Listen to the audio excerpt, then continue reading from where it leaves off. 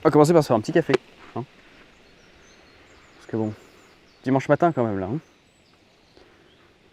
Ouais.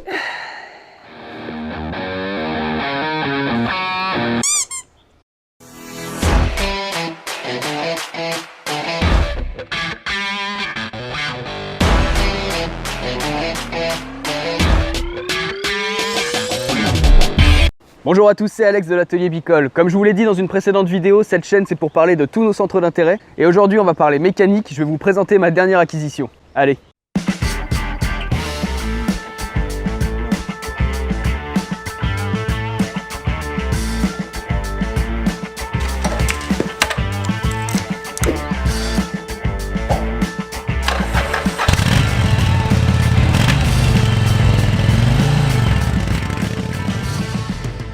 Oui monsieur, j'ai le permis de moto, oui. Et je le garde précieusement, tu vois, parce que tu perds un permis, tu perds tous les permis d'un coup. Donc on fait attention. De toute façon, avec une moto comme ça, tu peux pas dépasser les 150. Je crois même qu'au compteur, c'est écrit 180. Donc finalement, ton permis, il est assez préservé. 200, Vindiou, 200, tu peux aller. Je tenterai pas l'histoire, hein. De toute façon, la vitesse, c'est pas tellement ce qui m'intéresse. Moi, ce que j'aime, c'est l'ancienne mécanique, la mécanique simple, sans électronique dedans. Et là, pour le coup, c'est ultra simple. Il y a même pas de refroidissement liquide. Alors c'est ce qu'on appelle un custom. Je vais essayer de t'expliquer avec mes mots et ma compréhension du monde de la moto ce que c'est qu'un custom. Même si c'est très large comme domaine, je vais essayer de te mettre au clair un petit peu 3-4 grandes lignes. C'est un peu comme du tuning pour moto, tu vois, le custom. Il faudra que je fasse une vidéo pour vulgariser les styles de moto, la différence entre un Brad Style, un Café Racer, un Bobber, un Chopper, un Tracker. Il y a vraiment beaucoup de styles de moto à partir du moment où tu fais du custom. Tu peux faire des modifications tant que tu arrives à faire ça correctement en respectant les règles, les normes, et que tu mets pas en danger ni ta sécurité ni celle des autres, tu peux customiser ta moto parce qu'il n'y a pas de contrôle technique derrière. C'est un grand sujet, c'est un grand débat parce qu'il y en a qui font n'importe quoi. Bon, comme tu peux le voir, c'est pas une Harley Davidson, parce qu'une Harley Davidson, ça se reconnaît à quoi?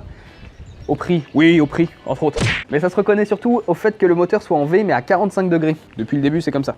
La cylindrée a nettement augmenté, mais depuis le début, le moteur, il est à 45 degrés. Ce qui n'est absolument pas le cas ici. On est plus proche du 90 degrés. Si je dis pas de conneries, c'est 75 degrés là ici. Si ça t'intéresse d'avoir une vidéo sur l'inclinaison des moteurs, dis-le nous en commentaire.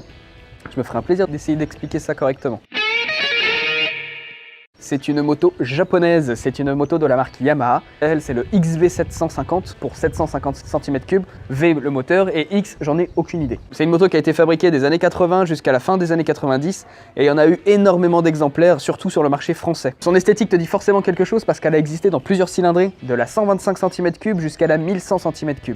Et elle est plus connue sous le nom de Virago. Et là, je viens de te remémorer des souvenirs parce que t'as forcément un tonton Daniel dans la famille qui avait un Virago de 125. En général, c'était la moto préférée des boomers parce qu'il pouvait conduire ça sans avoir à repasser le permis. Et c'était un look à la Easy Rider avec un bruit de motoculteur. Les années 80 c'est fini et pour conduire une moto maintenant c'est de plus en plus complexe pour des questions de sécurité et heureusement. Depuis 2015 le permis moto se passe par étapes pour étager l'accès aux puissances. Et devine quoi? J'ai obtenu le permis en 2015 de conduire une moto de 47,5 chevaux. Autant dire très peu de modèles qui m'intéressaient. Bon, de toute façon, c'est pas très grave parce que j'avais mis tout l'argent dans l'équipement et dans mon permis, donc au final, j'avais plus le budget pour acheter une moto. J'ai économisé pendant 4 ans et j'ai réussi à me dégager un budget de 2000 €. Je me suis d'abord orienté vers un Café Racer et je l'ai revendu assez rapidement parce que la position de conduite me plaisait pas du tout et du coup, j'ai acheté un custom.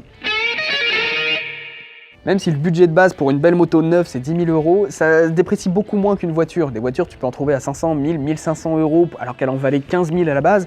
Une moto, tu vas pas la trouver à 1000 €. J'ai eu beaucoup de mal à trouver quelque chose de convenable, d'intéressant, de suffisamment ancien et en même temps réparable, qui tournait encore et bien entretenu. Donc je me suis orienté vers les customs en 500 cm3. Et je suis tombé sur le Virago, puisque c'était l'un des modèles les plus vendus. Finalement, je suis tombé sur ce modèle dans 750 cm3. Alors premièrement, je ne savais pas que ça existait, j'ai complètement découvert. Et deuxièmement, il faisait 60,9 chevaux. Parce que les virgules à l'époque, c'était important. Donc pour un budget de 2000 €, j'ai réussi à avoir cette moto, la carte grise, passer à la formation passerelle du permis A2 vers le permis A, et un perfecto d'époque, mais beaucoup trop grand pour moi. Ça fait 1 an et demi que je l'ai, est-ce que j'en suis content? J'en suis très content parce qu'elle correspond tout à fait à ma définition de la moto passion, c'est-à-dire une moto pour se balader. C'est un vrai tracteur qui a juste du couple, mais du coup tu te balades, tu prends ton temps, tu prends plaisir à la conduire. Et puis c'est une moto basique avec un refroidissement par air, il n'y a pas de refroidissement liquide. Bon, il y aurait un petit voyant de surchauffe, ce serait bien quand même. Ça rassure un petit peu. Je vais voir si je peux installer ça par la suite. Ça fonctionne avec un carburateur et pas des injecteurs. Alors c'est pas optimisé pour la puissance et pour le rapport de puissance par rapport à la consommation, mais au final, moi, c'est pas ce qui m'intéresse. Tu vois, là, il y a une moto moderne qui passe.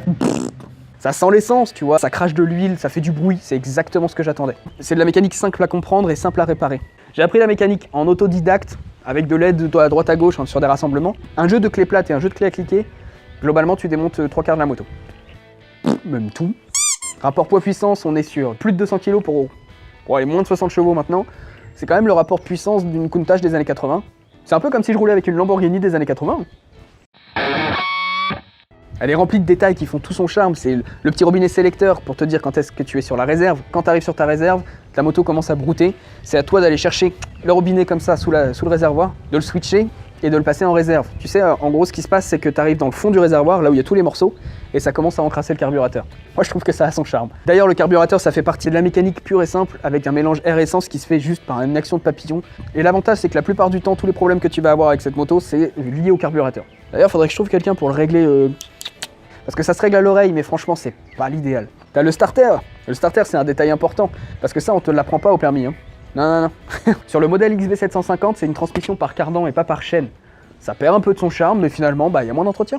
Ça reste une Yamaha, ça reste une japonaise, et au niveau fiabilité, ils sont plutôt bons. Alors ok, il y a les chromes qui sont pas d'aussi bonne qualité que les chromes américains.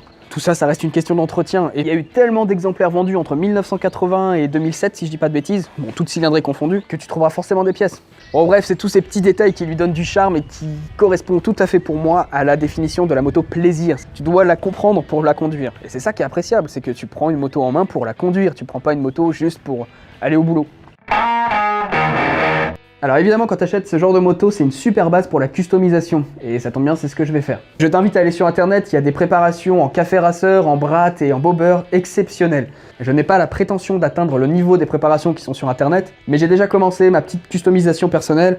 J'ai changé les rétroviseurs, les clignotants, j'ai aussi enlevé quelques chromes, le 6 bar. Et puis il y a d'autres modifications qui vont venir selon mes envies, notamment le feu arrière. Je sais que ça fait partie du charme des années 80, mais c'est pas ma cam. Et puis cette selle qui est bien trop moelleuse, si tu vois ce que je veux dire. Je vais notamment mettre des bandes thermiques autour de l'échappement, des wraps en cuir autour des poignets. Si ça t'intéresse de voir la customisation, dis-le nous en commentaire, je te ferai des vidéos. Un point aussi que j'aimerais bien changer, c'est cet échappement. Les silencieux sont très efficaces puisqu'ils sont très silencieux. Tu sens qu'à la décélération, le moteur pourrait mieux s'exprimer et finalement le son est un peu étouffé. Et clairement, au-dessus de 80 km/h, tu t'entends pas.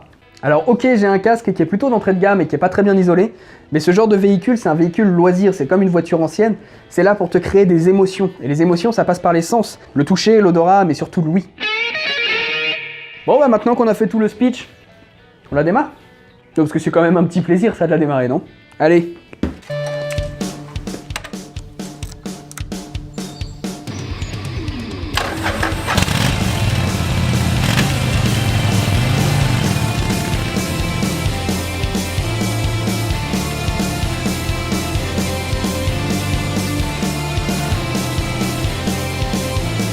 En conclusion, c'est une moto vraiment sympa pour une première acquisition, il faut juste savoir à quoi t'attendre, c'est une moto qui va demander de l'attention. Si tu aimes bricoler ou si tu veux t'initier à la mécanique, c'est une super base. Elle se manie bien, elle est facile à prendre en main et puis pour se balader, elle est très confortable. Franchement, c'est une super acquisition. Si tu as aimé cette vidéo, mets un pouce bleu. Si tu as des questions, n'hésite pas à les poser en commentaire, je verrai si je peux y répondre. Si tu veux nous aider, n'hésite pas à partager cette vidéo. J'espère que cette vidéo t'a plu. Si tu veux suivre pas à pas la customisation de cette moto, je t'invite à me rejoindre sur Instagram à Atelier Bicole. Allez, ciao!